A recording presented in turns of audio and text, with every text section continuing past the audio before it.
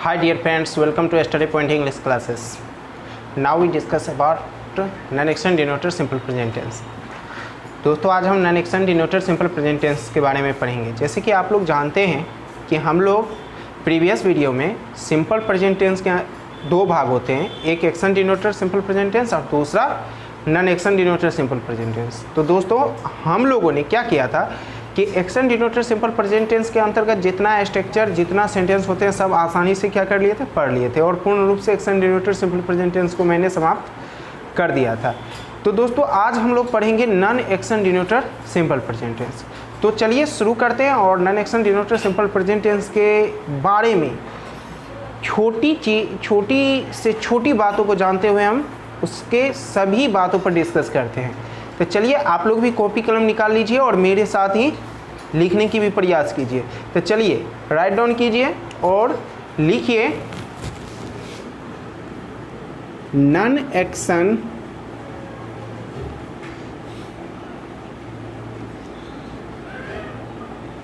डिनोटर simple present tense.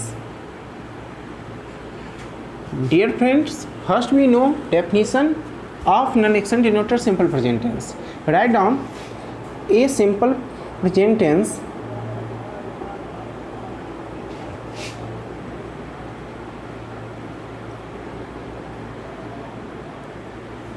tense which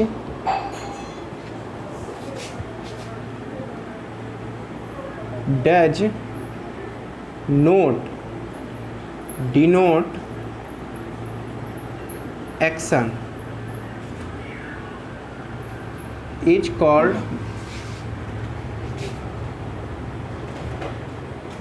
non-action denoter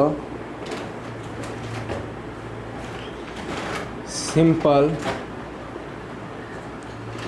present tense. Dear friends, अब इसके बारे में हम लोग थोड़ा डिस्कस कर लेते हैं। देखिए मैंने इसका डेफिनेशन क्या दिया है non action denoter simple present का, a simple present tense which does not denote action is called non action denoter simple present tense. दोस्तों इसका मतलब क्या हुआ, इसका अर्थ यह हुआ वह सामान्य वर्तमान काल जिससे कार्य का बोध नहीं होता है उसे non action denoter simple present tense कहते हैं। तो मैं आशा करता हूँ कि आपको डेफिनेशन समझ में आ गया। इसमें क्या होता है कि कार्य का बोध नहीं होता है, जबकि action denoter simple present tense में मैंने देखा था उसमें कार्य का बोध होता था। तो दोस्तों अब हम लोग जानेंगे types of non action denoter present tense. तो first we know how many types of non-action denoter simple present tense. So dear friends, there are 4 types of non-action denoter simple present tense. तो दोस्तों non-action denoter simple present tense के 4 प्रकार होते हैं। तो चलिए उसके बारे में कुछ जानने की कोशिश करते हैं कौन कौन से होते हैं। तो हम लिखेंगे there are 4 types of non-action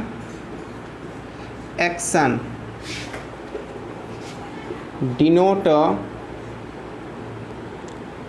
simple present tense।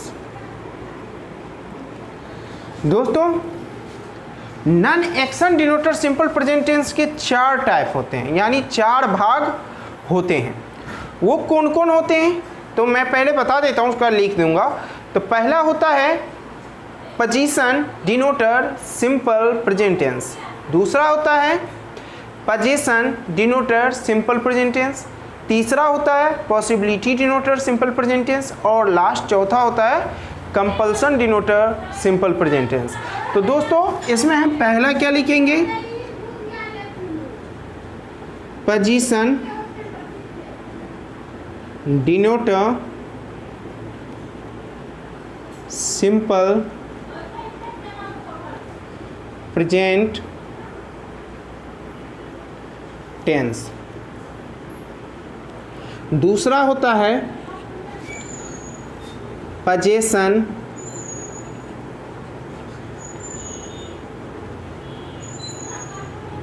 डिनोटर simple present tense. तीसरा होता है possibility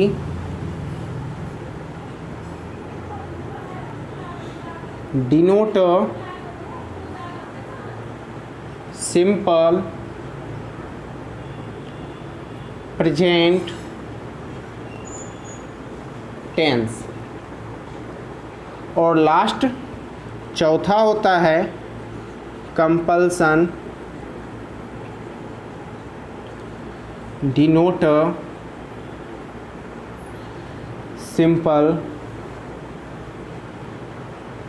present tense. Dear friends, non action denoter simple present tense के यही 4 टाइप्स होते हैं। यानी पहला होता है फर्स्ट होता है position denoter simple present tense, स्थिति सूचक सामान्य वर्तमान काल। यानी ऐसे सेंटेंस में हम स्थिति बतलाने वाले वाक्यों की देखेंगे। जैसे में बोलते हैं वह अच्छा है, वह खुश है, वह रोसड़ा में है, वह दरभंगा में है, वह छत पर है। इस तरह का जो ट्रांसलेशन होता है ये position denoter simple present tense के बारे में होता है। दूसरा देखिए मैंने लिखा है position denoter simple present tense, इसका मतलब होता है अधिकार सूचक सामान्य वर्तमान काल। इसमें जो ट्रांसलेशन आता है, जैसे हम बोलते हैं मेरे पास 4 भाई हैं, मेरे पास 4 कार हैं, उनके पास घर है, मेरे पास घर नहीं है। इस तरह का जो मैं ट्रांसलेशन देखता हूँ वह position denoter simple present tense के अंतर्गत आते हैं, यानी अधिकार सूचक सामान्य वर्तमान काल। और तीसरा देखिए यहाँ है possibility denoter simple present tense, यानी संभावना सूचक सामान्य वर्तमान काल, जिसके अंतर्गत जैसे मैं दरभंगा जाने वाले हूँ, मैं रोसड़ा जाने को हूँ, मैं पढ़ने वाले हूँ, मैं पढ़ने को हूँ। इस तरह का जो मैं बोलचाल की भाषा बोलते हैं, तो ये सब जितनी ट्रांसलेशन होती है वो सब possibility denoter simple present tense के अंतर्गत आते हैं। और लास्ट है compulsion denoter simple present tense. तो dear friends, compulsion denoter simple present tense का हिंदी होता है बाध्यता सूचक सामान्य वर्तमान काल। बाध्यता सूचक सामान्य वर्तमान काल दैट मीन्स इसके अंतर्गत जो ट्रांसलेशन आता है, जैसे मुझे पढ़ना है, मुझे खेलना है, मुझे बर्तन साफ करना पड़ता है, मुझे रोसड़ा जाना पड़ता है, मुझे यह काम करना पड़ता है। इस तरह की बहुत सारे ट्रांसलेशन हम लोग बचपन में भी बना चुके हैं। तो ये सब दोस्तों जो मैं पहले बना चुके थे, आप लोग नहीं जानते थे कि ये टेंस के किस टाइप के अंतर्गत आता है। तो आज से आप लोग जान लीजिए ये सब ट्रांसलेशन जो होता है वो compulsion denoter simple present tense के ही अंतर्गत आते हैं। तो दोस्तों ये non action denoter simple present tense के 4 टाइप्स हैं, जिसको हम बारी बारी से अध्ययन करेंगे। यानी पहला position denoter simple present tense, दूसरा position denoter simple present tense, तीसरा possibility denoter simple present tense और last compulsion denoter simple present tense. इनमें लगभग 4 पार्ट्स होंगे, यानी 4 आपका क्लास होगा इसका, जिसको हम बारी बारी से अध्ययन करेंगे। मैं आशा करता हूँ कि आज का वीडियो आपको काफ़ी पसंद आया होगा, कुछ नया सीखने को मिला होगा जो आप लोग अभी तक शायद नहीं पढ़े होंगे इन सभी के बारे में। अगर अच्छा लगा तो लाइक कर दीजिए और अपने दोस्तों के बीच शेयर अवश्य कर दीजिए। और नए व्यूअर हैं तो मेरे चैनल को सब्सक्राइब कर जरूर कर दीजिए।